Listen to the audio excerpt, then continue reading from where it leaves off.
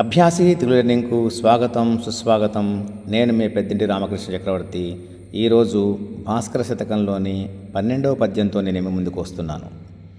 ఇందులో కవి నిశ్చలమైనటువంటి బలమున్నవాడు ఎంతటి కార్యాన్నైనా ధైర్యంగా సాధిస్తాడు అనే విషయాన్ని తెలియజేయడానికి కౌరవుల్ని అర్జునుడిని ఉదాహరణగా తీసుకొని మనకి ఈ పద్యాన్ని వివరిస్తున్నాడు.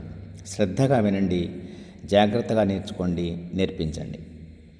ఒక్కడే చాలు నిశ్చల బలోన్నతుండెందటి కార్యమైనన్ తాన్ చక్కను నర్ప గౌరవల సంఖ్యలు పట్టిన ధేనుకోటులన్ జిక్కంగనేక తత్ప్రబల సేననేక శిలీముఖంబులన్ మొక్క వడంగ చేసి తుదముట్టడి యొక్క కిరీటి భాస్కరా. చూడండి, దుర్యోధనలో కూడా కౌరవ సైన్యం అంతా కూడా విరాట్ రాజు యొక్క కొలువు కూర్చి అక్కడ సైన్యాన్ని ఓడించి విరాట్ రాజు యొక్క ఆవుల మందను బలవంతంగా తోలుకుపోతున్నప్పుడు ఒక్క అర్జునుడు తన బాణాల చేత యుద్ధం చేసి ఆ సైన్యం మొత్తాన్ని ఓడించి ఆవుల మందను తిరిగి స్వాధీనం చేసుకుని మళ్ళీ విరాట్ రాజుకు అప్పగించాడు. ఇది ఈ కార్యాన్ని చేయగలను అనే ధైర్యము శౌర్యము ఉన్నటువంటి అతి బలవంతుడైనటువంటి ఒక నాయకుడు చేయగలుగుతాడు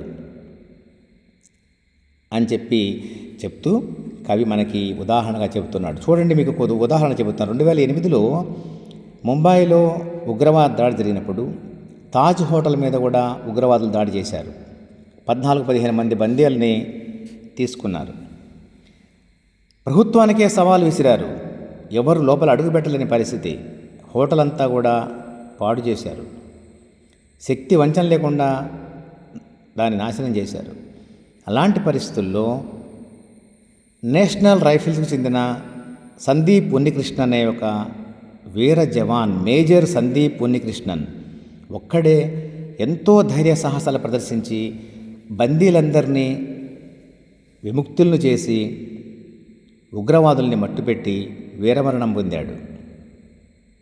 అర్జునుడు లాంటివాడు. అర్జునుడు కూడా అంతే, ధైర్య సాహసాలతో పోరాడి ఆవుల మందని తిరిగి స్వాధీనం చేసుకున్నాడు. కాబట్టి ధైర్యం, శౌర్యం, బలం, నిశ్చలమైన బలం చాలా అవసరం అంటున్నాడు కవి. అందరూ నేర్చుకోండి, నేర్పించండి. ఓం శ్రీ సరస్వత్యై నమః.